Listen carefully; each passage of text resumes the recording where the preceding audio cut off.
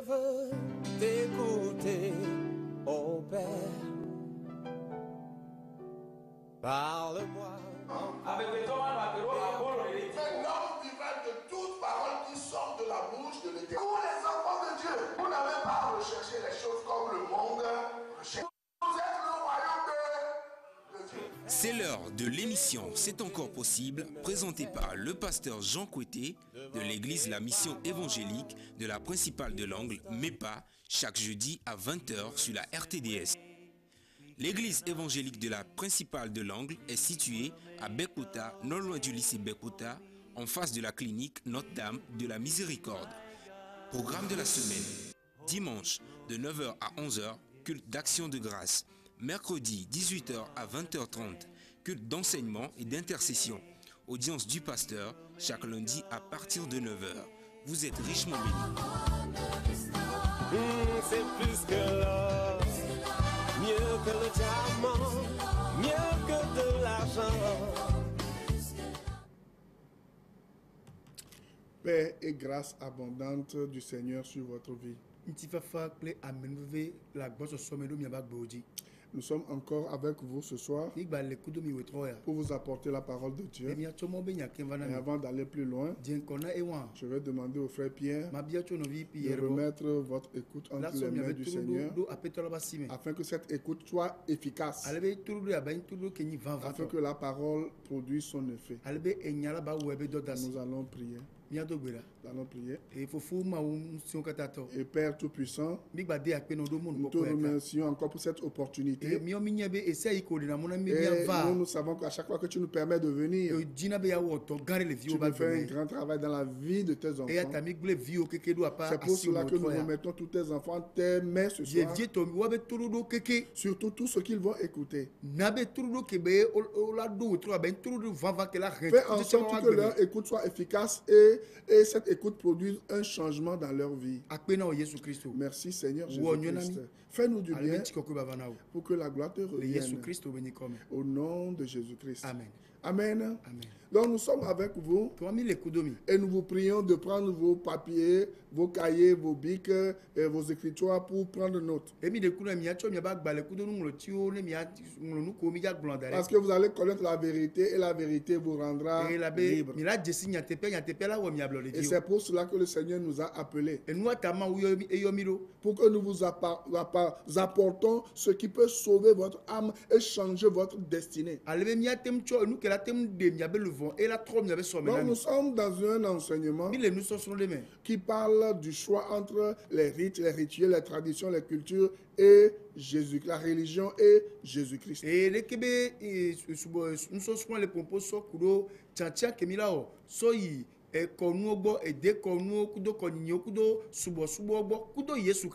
Donc, parlant de religion, nous avons nos amis musulmans qui sont en train de passer par quelques semaines de jeûne et prière. Et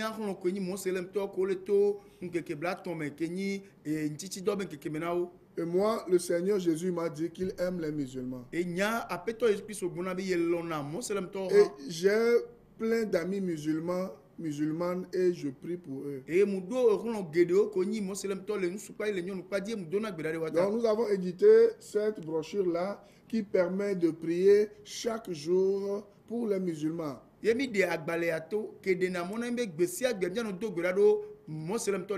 pouvez entrer dans cette intercession aussi avec nous. Parce que la Bible nous fait comprendre qu'il n'y a qu'un seul sauveur. Un seul Seigneur. Et un seul intermédiaire entre Dieu et les hommes, c'est Jésus-Christ. Et Jésus lui-même a dit qu'il est le chemin, la vérité et la vie. Et lorsque vous lisez le Coran, moi j'ai le Coran dans ma bibliothèque que je fouille de temps en temps pour parler de la parole aux musulmans.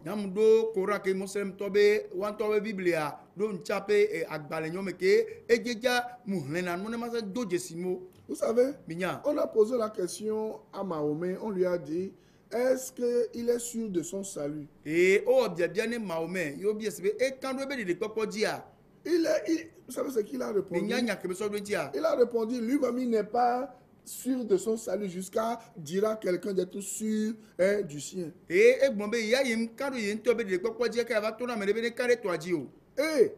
ce même Mahomet a dit, lorsque vous voulez comprendre, connaître la vérité, allez vers les gens de la Bible, les gens du livre. Et le Coran reconnaît que Anabi Issa, qui est Jésus-Christ, reviendra et ce sera la fin du monde. Pourquoi ils reconnaissent que Anabi Issa est un prophète qui reviendra? Et c'est Jésus-Christ.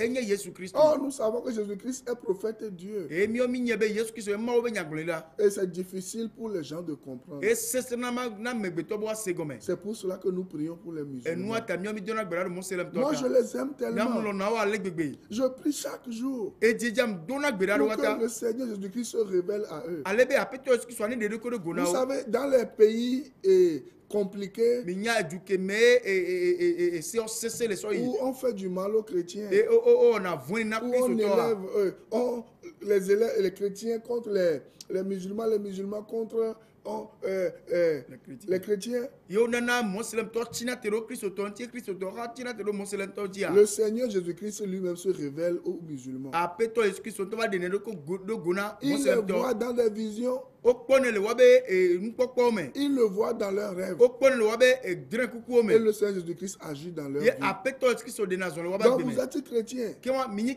Vous aimez le salut des âmes. Priez pour ces gens-là. C'est du 6 mai au 4 juin. S'il le faut même, jeûner avec eux. Pas comme eux. Vous comprenez? Mais prenez du temps. Vous pouvez rester à jeûner du matin de 6h à midi. Ou de midi à minuit. Ou à 18h. Et prier pour ces gens. J'ai encore au moins une vingtaine de brochures.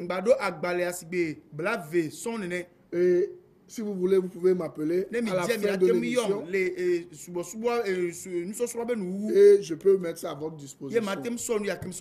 Que le Seigneur vous bénisse. Nous prions pour les musulmans du 6 mai au 4 juin. Nous prions pour qu'ils rencontrent le Seigneur Jésus-Christ afin que leur âme soit sauvée. C'est très important. Que le Seigneur vous bénisse. Donc nous passons maintenant à notre enseignement. Et je suis en train de vous enseigner que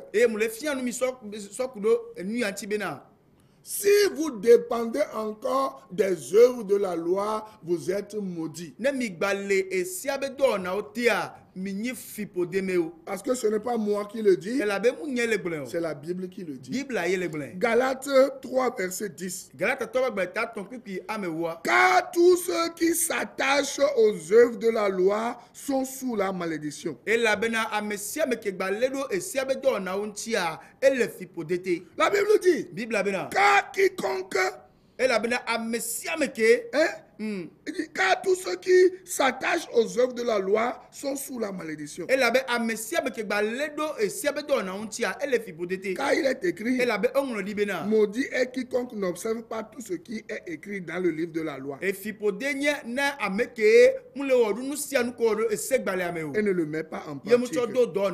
Donc, vous comprenez maintenant que vous tous qui allez encore chez les prophètes, les maîtres de la loi, où on vous fait des cérémonies, on vous vend des balais de l'huile, de l'eau, du sang, et on vous fait des cérémonies dans les calebasses, on fait des libations et autres là. La Bible dit clairement que vous êtes maudites, vous êtes maudits, et ce n'est pas moi qui le dis.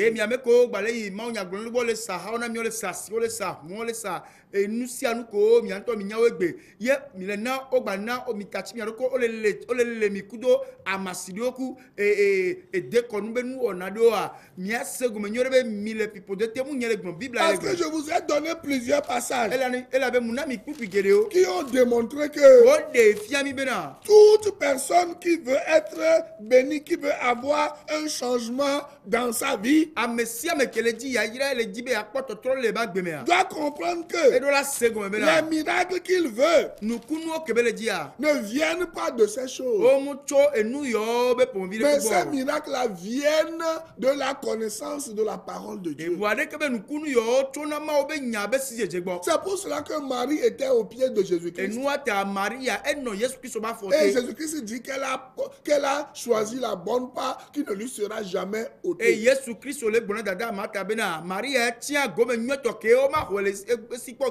Donc lorsque vous vous approchez de la parole de Dieu, lorsque vous êtes au pied du Seigneur, en ouvrant vous-même votre Bible, vous allez toujours recevoir de Dieu. Mais lorsque vous n'ouvrez pas votre Bible, vous allez souffrir. Et les gens vont vous manipuler. Les faux docteurs, les faux maîtres de la loi vont vous faire du mal. Ils vont vous dépouiller. Vous comprenez cela? C'est pour cela que lorsque vous lisez Galates 2 verset 6, Galates 3 verset 2, Galates 3 verset 5, Galates 3 verset 10, Galates 3 verset 13, que je lirai tout à l'heure, vous allez comprendre que c'est la parole de Dieu qui est Jésus-Christ lui-même qui fait tout dans votre vie. Donc vous devez comprendre que selon Galates 3, 13, que je vais vous lire, la Bible dit quelque chose qui est très important. Il dit: Christ nous a rachetés de la malédiction de la loi. Pourquoi Christ nous a-t-il racheté de la malédiction de la loi? Parce que lui-même il est devenu malédiction pour nous. Vous comprenez ça? Je lis, vous allez écouter encore. Christ nous a racheté de la malédiction de la loi, étant devenu malédiction pour nous. Car il est écrit: maudit est quiconque est pendu au bois. Vous comprenez? Christ a délivré, Christ a racheté toute personne qui croit en lui de n'importe quelle malédiction. C'est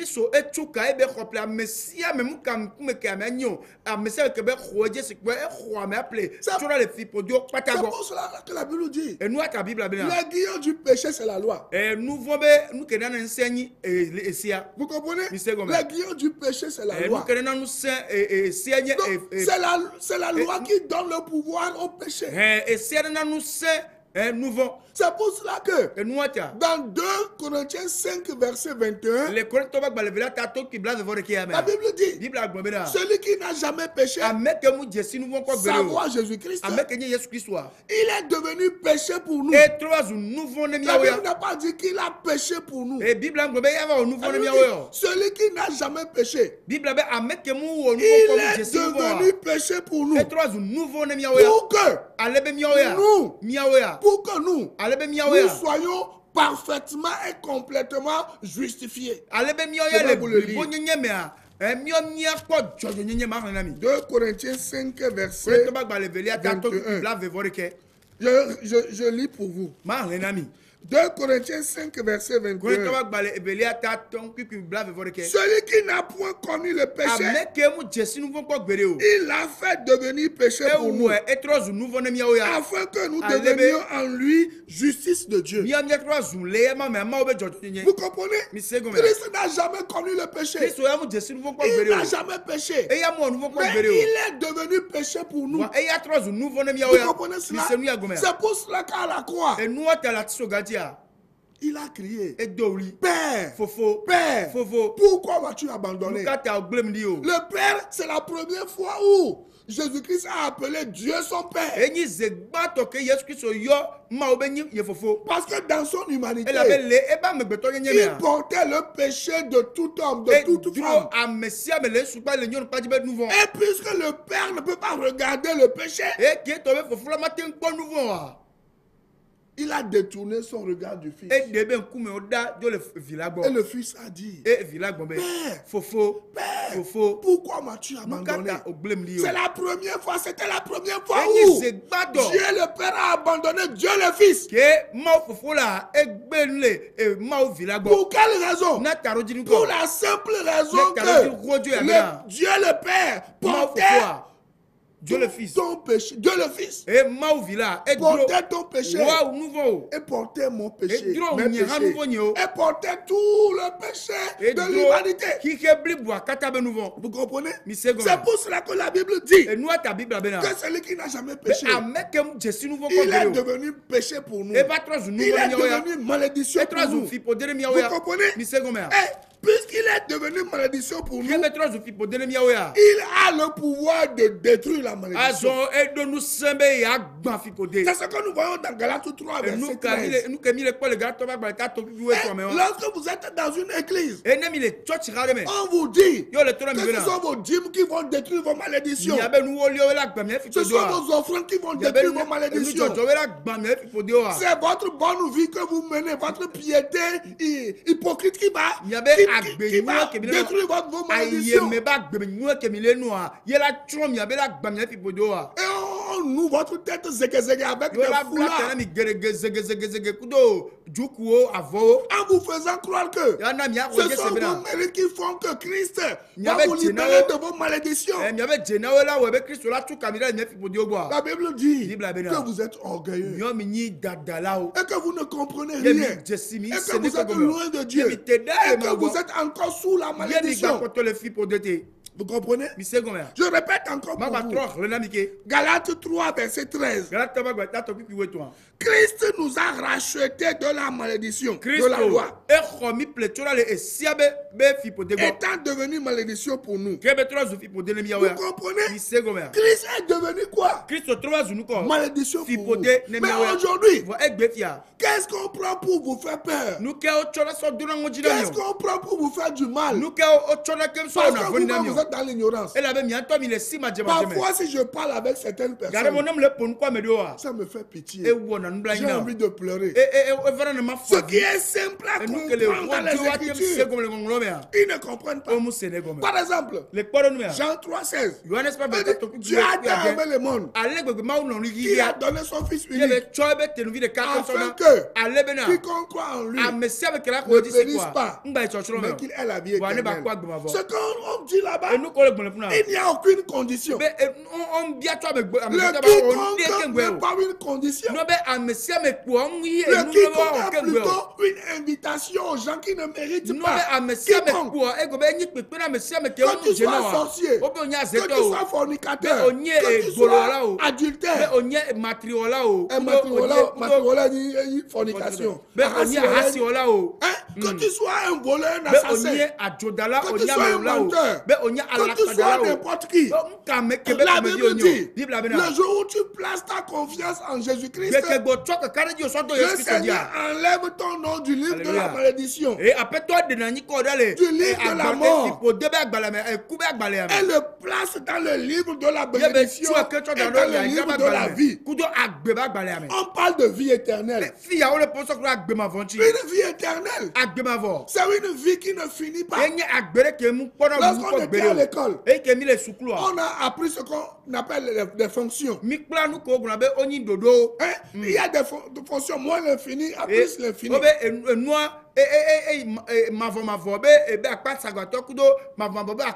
Vous comprenez? Jésus-Christ est un Dieu infini. C'est lui la vie éternelle. Et la Bible dit, lorsque vous croyez en lui, vous avez une vie qui ne finit pas.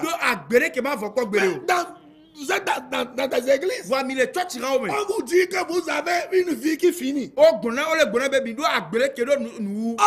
Dieu est est éternel. Dieu est infini.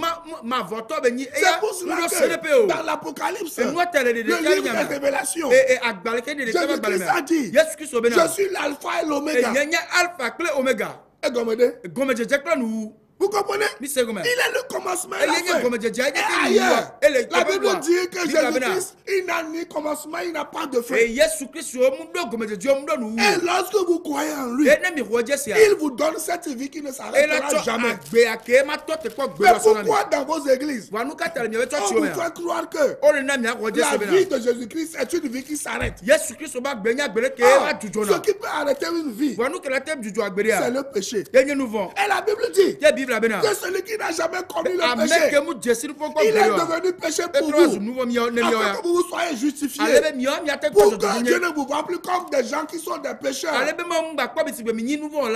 Cette simple chose, les gens ne comprennent pas. Vous comprenez? Et la Bible dit, je répète encore, Galates 3:13. Christ nous a rachetés de la malédiction de la loi, étant devenu une malédiction pour nous. Vous comprenez cela?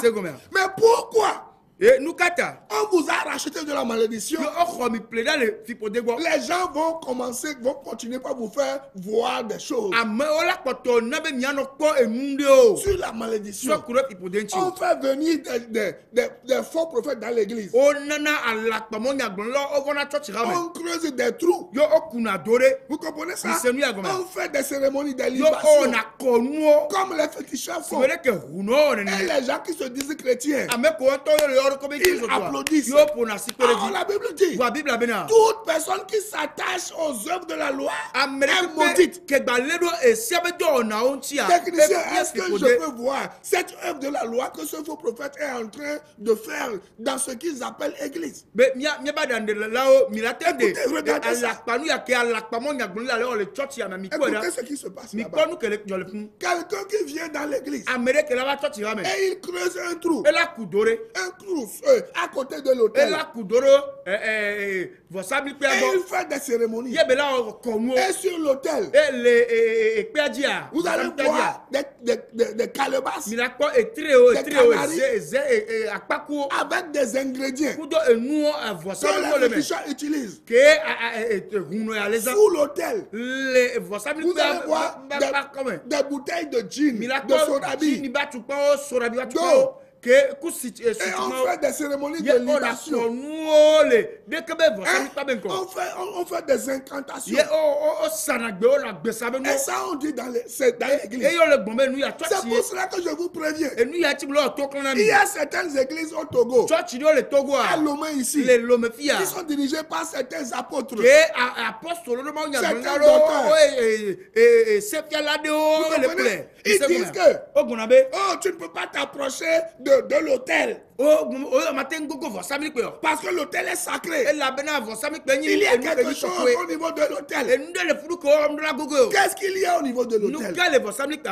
Qu'est-ce que vous avez enterré et que personne ne peut toucher? Et que c'est seulement les gens autorisés initiés qui sont autorisés à aller là-bas. C'est dans l'église catholique. Voilà, dans lequel on voit les gens et pour créer une paroisse. Continuez pas sur ce qui se passe. Et dans l'église catholique, on prend les reliques de ce qu'eux-mêmes ils appellent des saints et qu'ils enterrent sous l'autel. Et ils font la messe là-bas. Comment on peut mettre les reliques, les ossements de quelqu'un qui est déjà mort sous l'autel en disant qu'on fait la messe? Ça sert à quoi? C'était l'église catholique ou bien c'est l'église catholique qui fait ça? Mais aujourd'hui, vous allez voir des gens, ils se disent nés de nouveau. Mais regardez ce qu'ils sont en train de faire. Des cérémonies. On creuse des trous dans l'église. Et on fait des cérémonies. On enterre des choses. Je vous le dis. Lorsque vous allez dans une église, où l'hôtel, c'est seulement le pasteur, l'apôtre, le docteur qui doit aller là-bas. Même, on dit, c'est le siège du prophète, personne ne s'assoit dessus. Qu'est-ce qu'il y a là-bas? Apostoloa au sofwa aloba nyagla alors et c'est qu'elle est de capé pour une afnou d'autres grammes basiques et américain comme non est et de capé pour nous dit nous quel funao dans certaines églises tu peux même pas utiliser le même micro avec l'apôtre, le pasteur, le docteur. Et nous pour moi et que apostolo mon nyagla lo mon et c'est qu'elle est allo et apostolo et les gens. Il y a quoi dans son micro? Il y a quoi là-bas? Vous les chrétiens, vous êtes dans ces choses. Si vous êtes dans ces choses, la Bible enseigne que vous êtes maudits. Vous êtes sous la malédiction. Et vous devez changer. Vous comprenez? Comment on peut, par exemple, les œuvres de la loi, que la Bible appelle les œuvres mortes, comment on peut faire boire de l'eau de Javel aux gens dans l'église? On peut voir ça. On dit lorsque vous allez boire cette eau de Javel, le Saint-Esprit, vous aurez l'onction. Vous aurez l'onction. On fait boire de l'eau de Javel aux gens. Certaines personnes meurent. Certains se retrouvent à l'hôpital. Et tout cela, il lui donne le nom de Jésus-Christ. Comment les gens peuvent être avilis comme ça? Comment les gens peuvent être séduits à ce point? Comment les gens peuvent être envoûtés à ce point? On vous fait boire quelque chose. Et vous-même, vous ne connaissez même pas l'origine. Vous ne connaissez même la chose. Mais moi, lorsque tu vas à la pharmacie ou bien quelque part, tu achètes un produit, on te dit que lorsqu'il y a un défaut, c'est ouvert, on n'utilise pas. Vous comprenez? Tu dois présenter ça. Mais toi là, tu ne connais pas l'origine de quelque chose qu'on te présente. Tu bois la chose que tu bois. Tu ne sais même pas si c'est du poison. C'est pour cela que vous avez bu ces choses. Et vous ne jurez que par ces hommes de la loi, ces femmes de la loi, ces faux prophètes. Et lorsque quelqu'un essaie de vous raisonner, vous êtes prêt à tuer la personne. Vous êtes prêt à salir la personne. Vous êtes prêt à raconter des choses bizarres sur la personne. Vous êtes prêt à attaquer la personne. Pourquoi? Parce que vous avez bu des choses que vous ne devriez pas boire. Ouais, non. C'est pour cela que lorsqu'on vous dit n'y allez pas, c'est un mensonge. Vous dites oh non, c'est pas que c'est la jalousie. Moi je vais jalouser Satan. Je vais jalouser les gens qui sont dans la synagogue de Satan. Je vais jalouser quelqu'un qui est dans la synagogue de Satan, qui enseigne les profondeurs de Satan aux gens. Non. Christ nous a racheté de la malédiction de la loi. Quels sont les mensonges qu'on prend pour vous mentir? Moi, je vais les nommer la semaine prochaine. Parce que mal nommer les choses, a dit quelqu'un, c'est ajouter au malheur du monde. Mal nommer les choses, c'est ajouter au malheur du monde. Moi, je vais bien nommer les choses. Je suis comme un pasteur engagé, vous comprenez? Moi, je n'ai pas peur. Vous comprenez? On ment aux gens. Je ne dis pas que l'avortement est une bonne chose. Que lorsque tu as une fois avorté dans ta vie, les démons vont te poursuivre. Viens dans un couvent. Je n'ai pas le temps. La semaine prochaine, je vais rentrer dans les détails. Je vais bien nommer les choses. Si vous n'êtes pas encore né de nouveau, dites avec moi, Seigneur Jésus-Christ, je suis perdu perdu sans toi.